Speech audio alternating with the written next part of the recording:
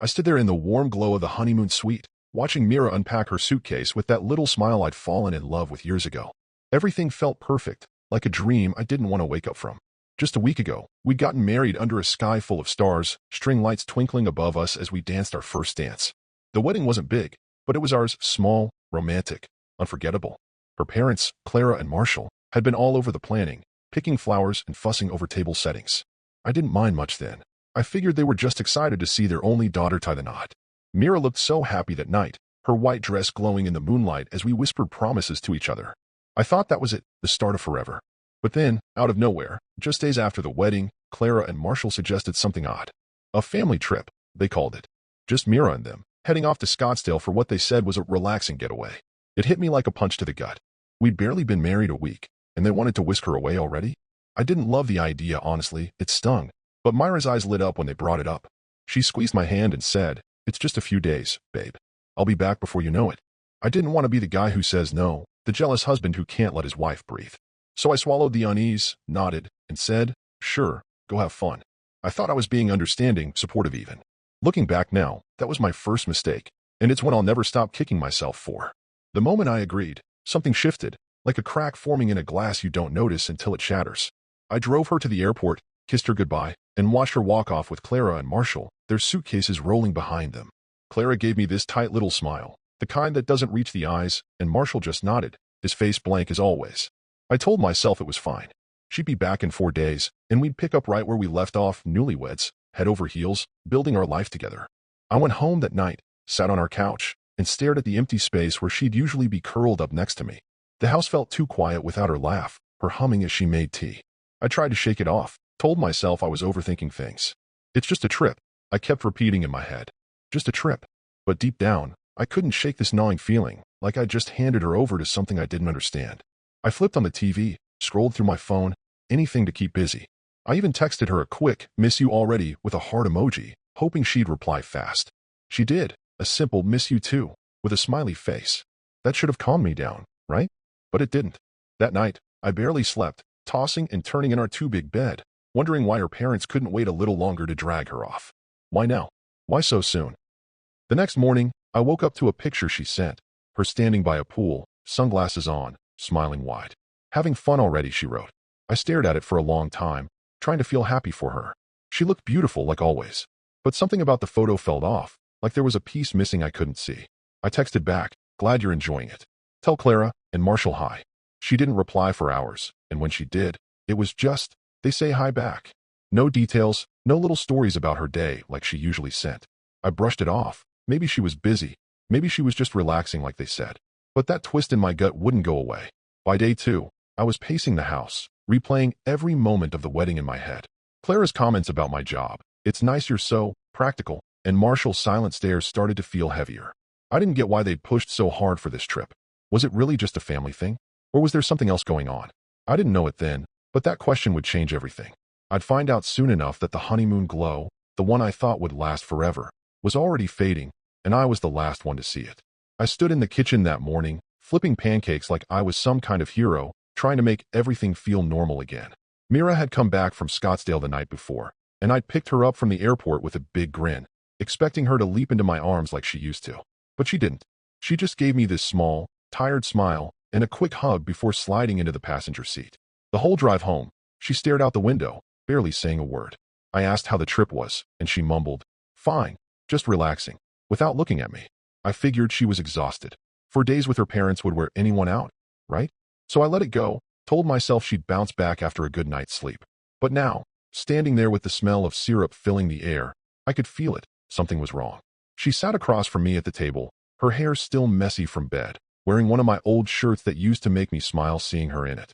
Today, it didn't. She poked at her food with her fork, not eating, just moving it around like she was lost in her head.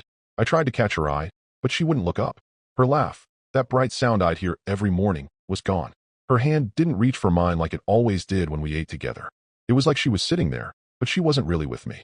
I cleared my throat, tried to lighten things up. "So what did you do down there?" "Swim a lot. Get a tan." She shrugged, still staring at her plate.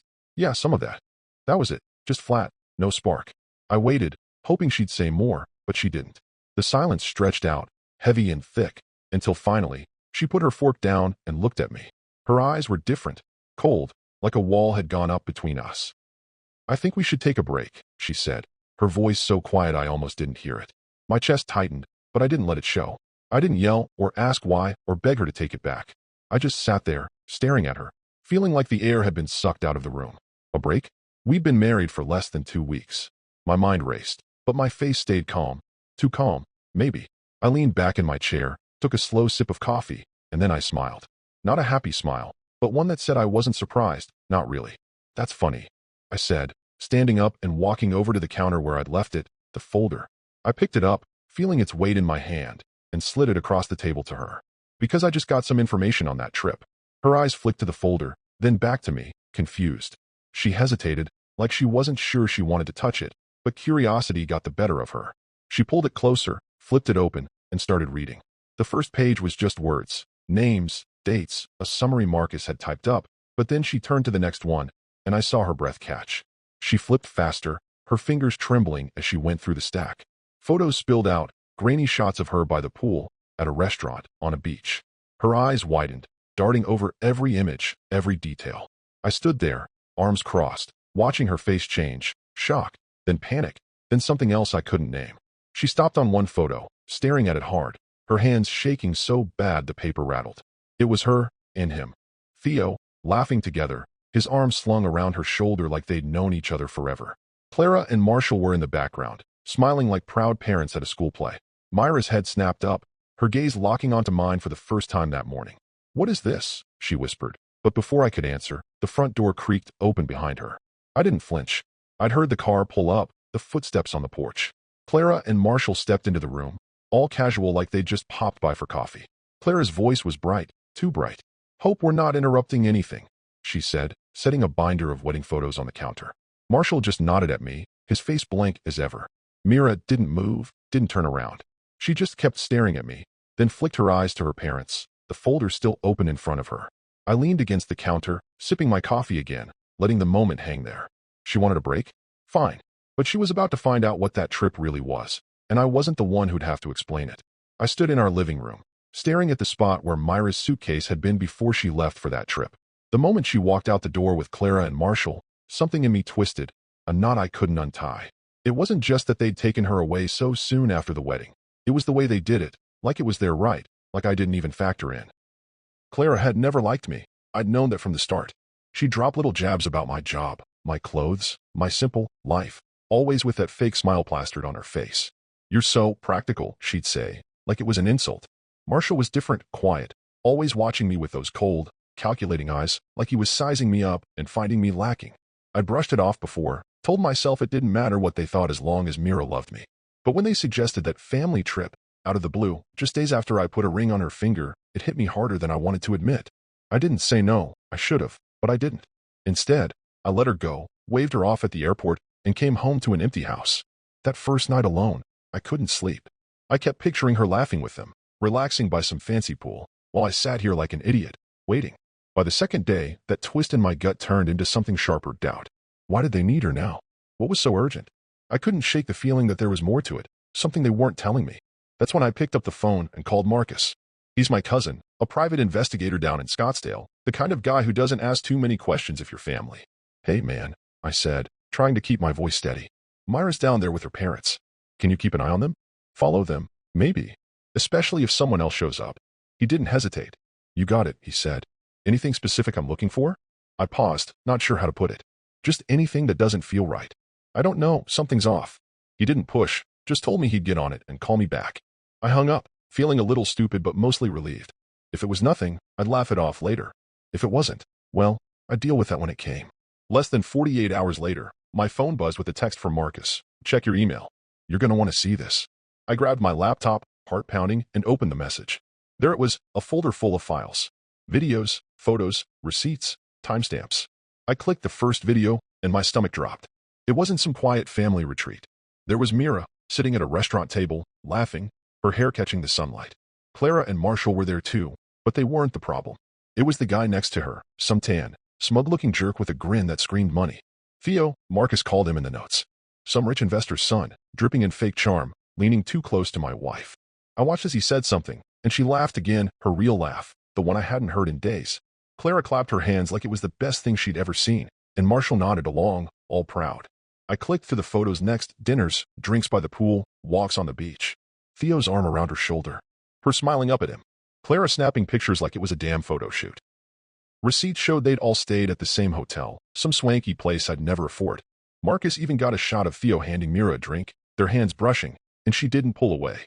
I sat there, staring at the screen, feeling the blood drain from my face. My wife, my brand new wife, wasn't on a relaxing getaway with her parents. She was being paraded around like a prize, introduced to some guy they'd picked out for her. And she didn't push him away. She didn't call me, didn't text me, didn't say a word about any of it. I closed the laptop, my hand shaking, and just sat there in the dark. The house was quiet, but my head was screaming. I trusted her. I trusted them. And this was what I got. It broke me, not in a loud, crashing way, but slow and deep, like a crack splitting through everything I thought we had. I didn't cry. I didn't yell. I just waited for her to come home, knowing nothing would ever be the same. I stood in our living room, leaning against the counter with my coffee mug in hand, watching the chaos unfold like it was some kind of twisted play I'd bought tickets to. Mira sat at the table, still clutching that folder I'd handed her, her eyes darting between the photos and her parents like she couldn't decide who to yell at first. Clara and Marshall had just walked in, perfect timing, really, acting like nothing was wrong.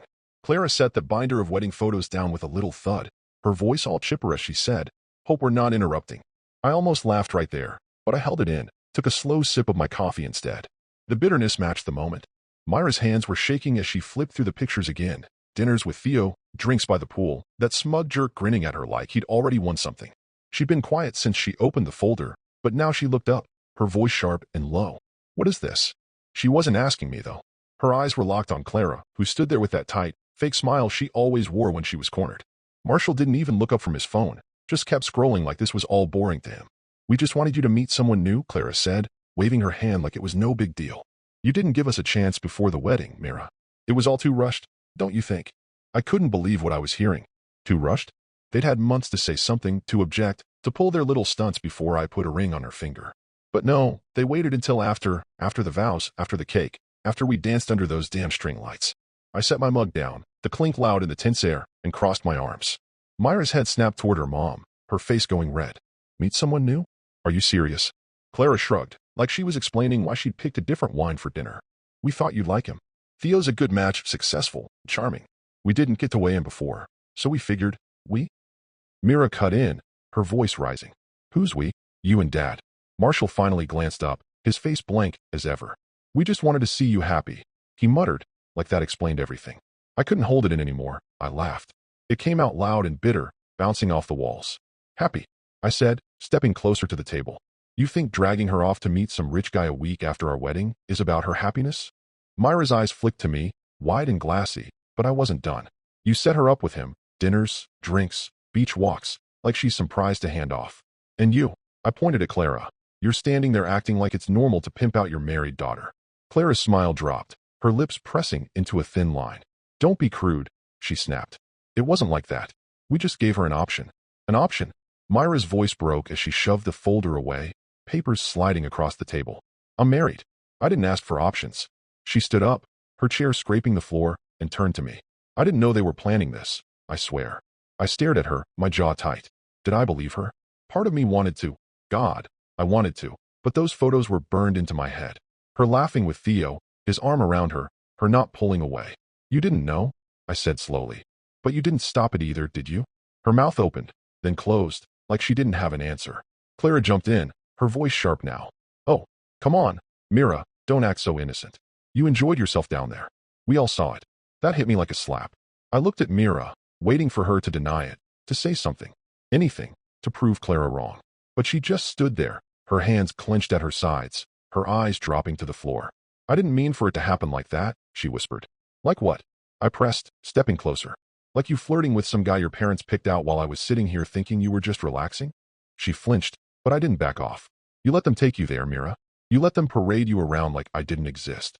Marshall cleared his throat, finally putting his phone down. "Let's not blow this out of proportion," he said, his tone calm, like he was negotiating a deal. "No one forced her to do anything. She could have said no." I turned on him, my voice steady but cold. "And you could have stayed out of my marriage. But here we are." The room went quiet, the weight of it all pressing down on us. Clara crossed her arms. Marshall went back to his phone, and Mira just stood there, looking lost. I picked up my coffee again, took a sip, and let the silence stretch. They thought they could play this off like it was nothing. But I wasn't letting it go that easy. I stood there in the living room, my coffee long gone cold in my hand, watching Mira tremble like a leaf caught in a storm. She was still on her feet, the folder of photos scattered across the table like a crime scene, her eyes bouncing between me and her parents. Clara's words hung in the air. We just gave her an option, and I could feel the heat rising in my chest, but I kept it locked down, my face hard as stone. Myra's voice cracked as she turned to her mom. Are you telling me you flew me out there to meet someone else after my wedding? She sounded like she couldn't believe it, like she was hoping Clara would laugh and say it was all a big misunderstanding. But Clara didn't laugh. She scoffed instead, rolling her eyes like Mira was being a kid throwing a tantrum.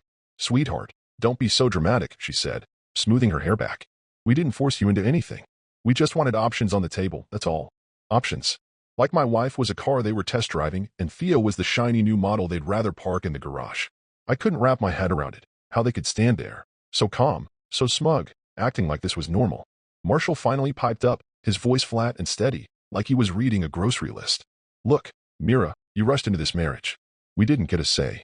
We were just thinking long-term for you, for the family. That's when I lost it, not loud, not yelling, but a laugh ripped out of me, sharp and ugly.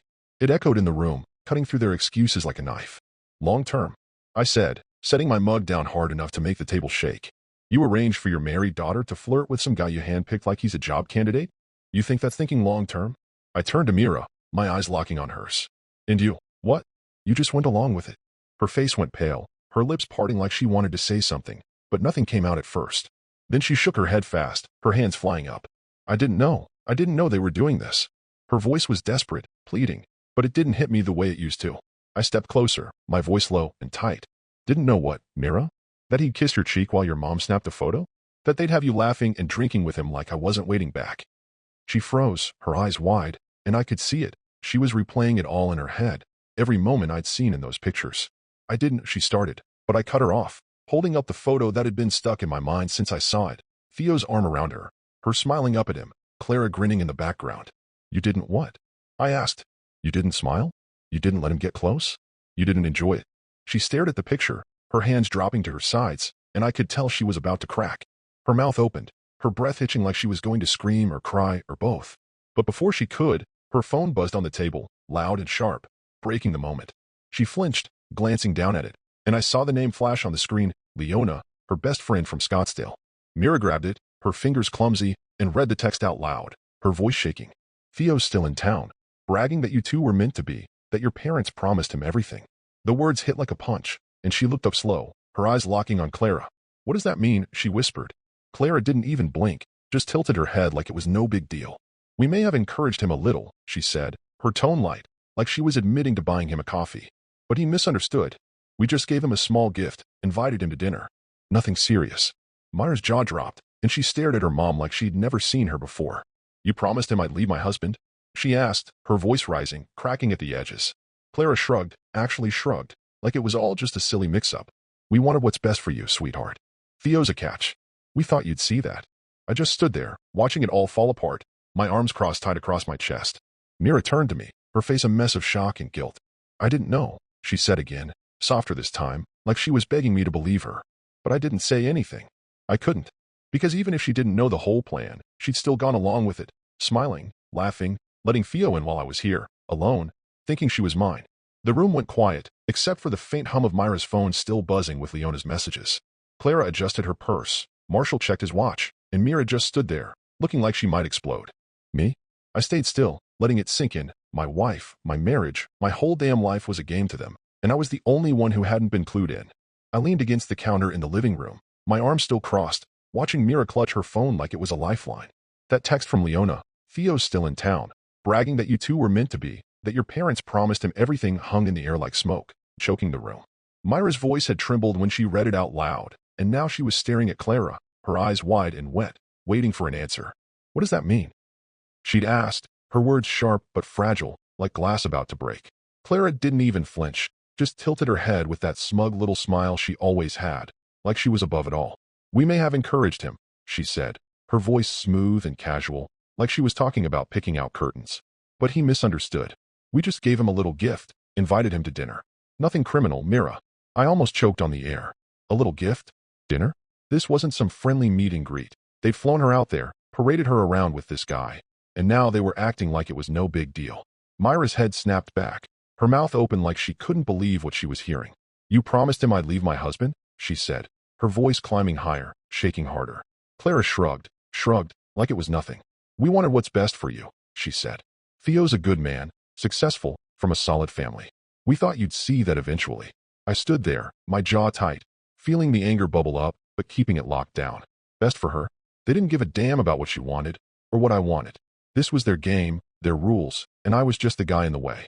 Mira turned to me, her face pale, her eyes pleading. I didn't know, she said again, like it was the only thing she could say. I swear, I didn't know they were planning this. I looked at her, really looked at her, and all I could see were those photos, her laughing with Theo, his arm around her, her not pushing him away. You didn't know? I said, my voice low and steady. But you didn't stop it either, did you? She flinched, her hands twisting together, and I could tell she was scrambling for something to say. It wasn't like that, she whispered. I thought it was just friendly. I didn't think. You didn't think. I cut in, stepping closer. You didn't think it'd look bad to let some guy hang all over you while your parents cheered him on? You didn't think to call me, to tell me what was going on. She shook her head fast, tears starting to spill over. I didn't want to worry you. I thought it was nothing, just mom and dad being them. I laughed, short and bitter. Them? You mean the people who think our marriage is a mistake they can fix with a better offer? Clara jumped in, her voice sharp now. That's enough, she said, pointing at me. You're blowing this out of proportion. We didn't force her to do anything. She could have walked away. Walked away. I turned on her, my voice rising for the first time. You flew her out there, stuck her in a hotel with this guy, and fed her lies about how he's her future. What was she supposed to do? Run back home with no car, no plan, while you two kept pushing? Marshall cleared his throat, finally looking up from his phone. Let's calm down, he said, his tone flat. No one's saying we planned a divorce. We just thought she'd see reason. Reason. That word hit me like a brick. They thought I was the unreasonable one, the guy she'd married, the guy she'd promised to love, the guy who'd been waiting here like a fool while they played matchmaker. Mira sank back into her chair, her hands covering her face. I can't believe this, she muttered. I can't believe you'd do this to me. Clara sighed, like she was tired of explaining herself. Mira, we've always wanted you to have the best. This marriage, it was fast. We didn't get a chance to guide you. Guide me. Myra's head shot up, her voice cracking. You think setting me up with some guy behind my husband's back is guiding me? I watched her, waiting to see if she'd turn that anger on me too. Blame me for digging this up, for putting it all out there. But she didn't. She just sat there, staring at her parents like they were strangers. I didn't sleep with him, she said suddenly, looking at me now. I didn't. I wouldn't do that. Her eyes were begging me to believe her, but I didn't say anything. I just nodded once, letting her words sit there. Maybe she didn't sleep with him, but she'd let him in, let them all in, and that cut just as deep. The room went quiet again, the tension thick enough to choke on. Clara adjusted her purse, Marshall tapped his phone, and Mira wiped her eyes. I stayed where I was, watching my wife realize she'd been a pawn in their game, and wondering if she'd ever really been mine at all. I stood in the kitchen the next day, staring at the coffee pot like it could fix everything if I just brewed it strong enough. After that blowout with Mira and her parents, I'd slept on the couch, not because she asked me to, but because I couldn't stand being in our bed, smelling her shampoo on the pillows, pretending everything was fine. She'd gone upstairs after Clara and Marshall left, her face red and puffy from crying, and I didn't follow. I needed space, time to think, time to figure out what came next. The folder was still on the table, photos peeking out like a bad memory I couldn't shake. I'd shown her the truth, but it didn't feel like a win. It felt like a punch to the gut that kept on giving. By morning, I'd made up my mind. I wasn't letting this fester in the dark anymore. If Clara and Marshall wanted to play their little game, I'd drag it into the light for everyone to see. So I sent out invitations, short, simple texts to Clara, Marshall, Mira, Theo, and a handful of friends and family who'd been at the wedding. Photo shoot at the venue, I wrote. One last memory from the big day. Be there at 6. Clara replied right away with a cheery, oh, how lovely. We'll be there. Mira texted back a hesitant, is this necessary? I didn't sugarcoat it. Yeah, I wrote. It's time people knew the truth. She didn't argue after that, just sent a quiet, okay. The rest confirmed quick. Leona, Marcus, a few cousins who danced with us under those string lights. Even Theo RSVP'd with a cocky, wouldn't miss it. I smirked at that. Good. Let him walk right into it. That evening, I got to the venue early, the same place we'd gotten married, with its big open room and wooden beams, the spot where I'd thought we'd started something real. I set up a projector, hooked it to my laptop, and laid out the evidence Marcus had sent me. Photos, videos, receipts, all of it. The reception table was still there, the one we'd cut the cake on, and I dragged it to the center, piling the files on top. People started trickling in, Leona first, giving me a nod like she knew something was up. Then Marcus, who clapped me on the shoulder and said, "You sure about this, man?" I nodded. Yeah, no more hiding. Clara and Marshall showed up next. Clara in pearls like she was going to a gala. Marshall in his usual suit, phone already in hand.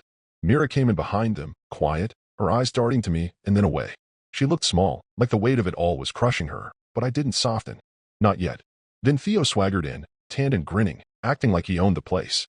"Nice spot," he said, winking at Mira. She didn't smile back. I waited until everyone was settled, about 20 people, some curious, some confused, then stepped to the front. "Thanks for coming," I said, my voice steady. "Thought we'd take a look back at the wedding and what's happened since." I clicked the projector on, and the first slide lit up the wall. A photo of Mira and me cutting the cake, smiling, happy. There were a few ahs from the crowd, but I didn't linger. Next slide, Scottsdale. Mira at the pool with Theo, his arm around her. A murmur rippled through the room. I clicked again, dinner, Theo leaning close, Clara laughing. Then the beach walk, the drinks, the hotel receipts. With every slide, the whispers grew louder, eyes darting to Mira, to her parents, to me. She sank lower in her chair, her hands over her face. Clara's smile tightened, but she didn't move. Theo shifted, looking less smug now. Then I played the video. Marcus had caught it from a distance, Clara's voice clear as day, saying, "This marriage is just a phase. Theo's the real future." The room went dead silent, like someone had sucked the air out. I let it hang there, the words echoing, then turned the projector off. "That's it," I said, crossing my arms. "That's what they've been up to while I've been here, thinking I had a wife." Mira stood up fast, her chair scraping loud. "I didn't know," she shouted, her voice breaking. "I didn't plan this." I looked at her, my chest tight. "Maybe not," I said. "But you didn't stop it either." Clara jumped in, her voice sharp. "This is ridiculous. You're making a scene over nothing." Theo nodded, trying to play it cool. "Yeah, man, chill. It's not like we shut up," I snapped, cutting him off. "You don't get to talk." He blinked, surprised, and sat back down. The room buzzed, friends whispering, cousins glaring at Clara and Marshall. Leona stood up, arms crossed.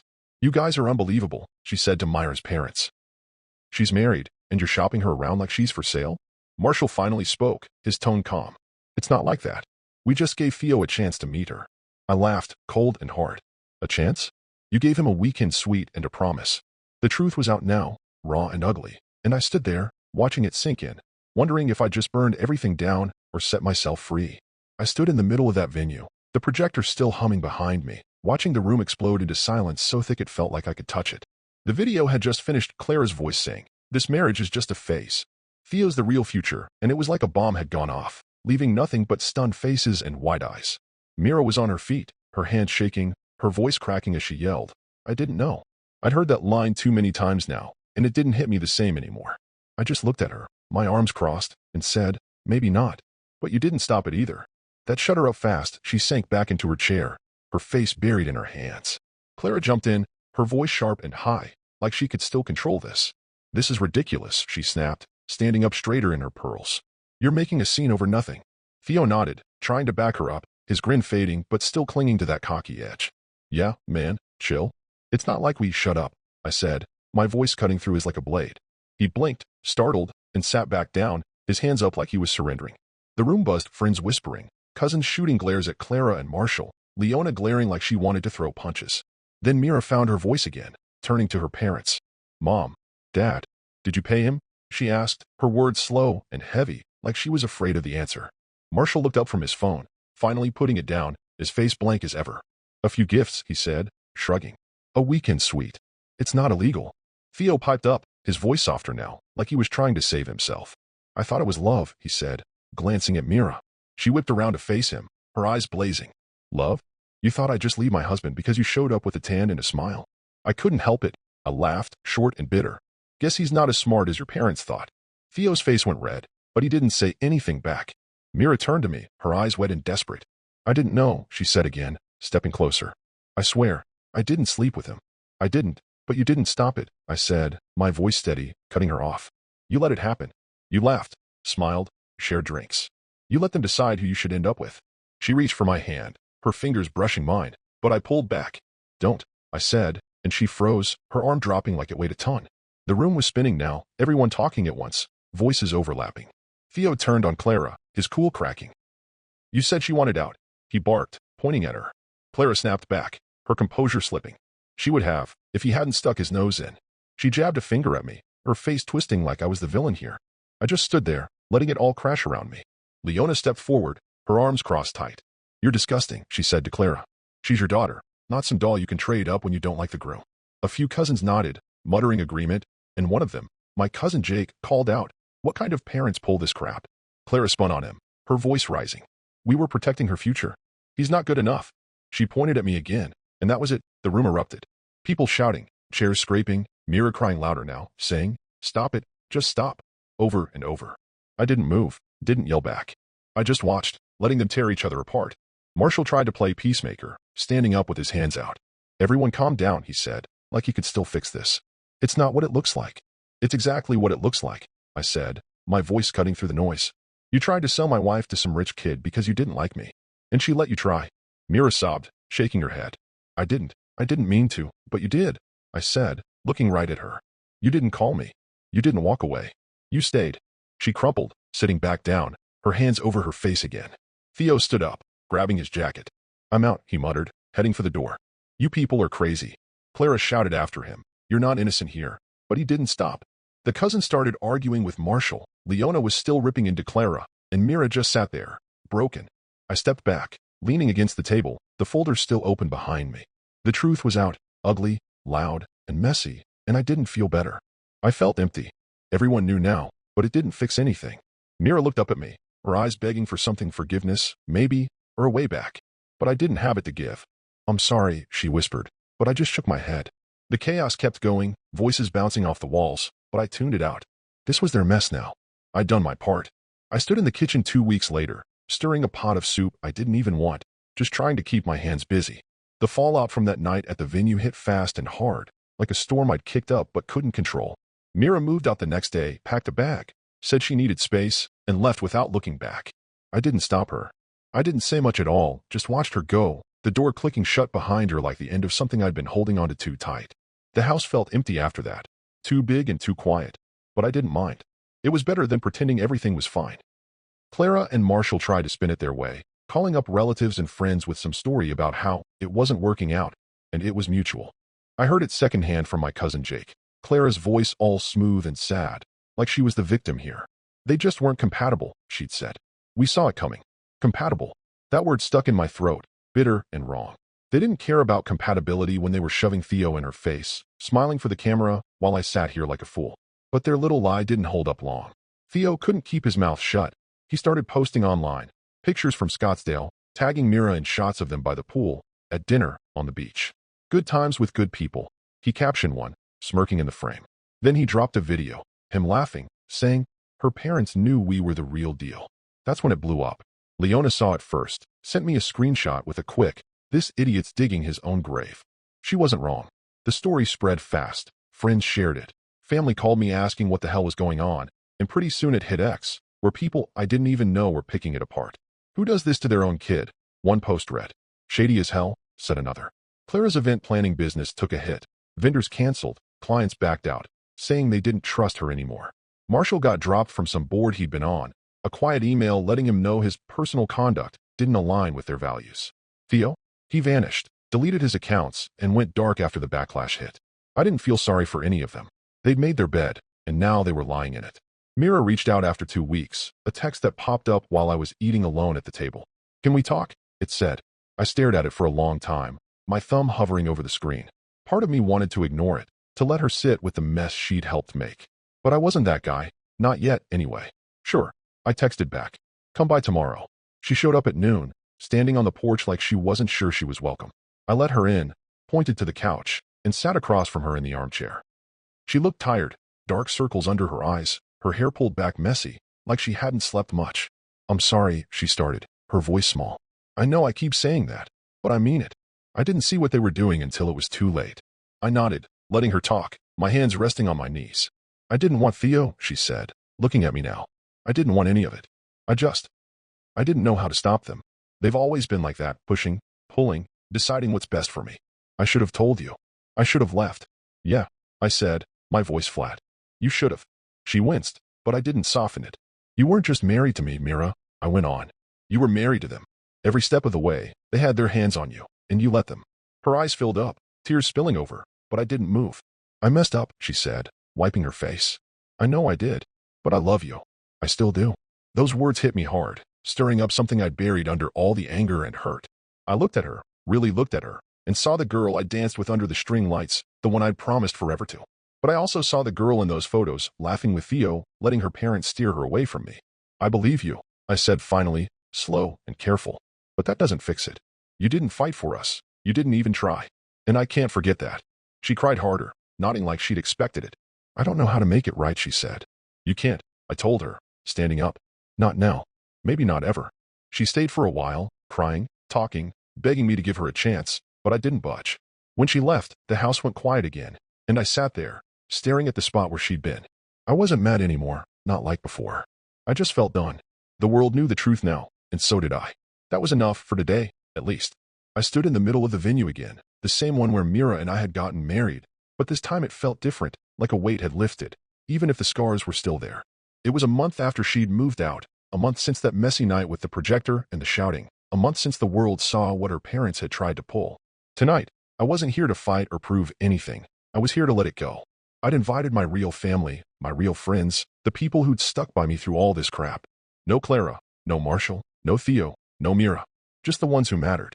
The room smelled like cake and coffee, and there was laughter bouncing off the walls, real and warm, not the fake stuff I'd gotten used to.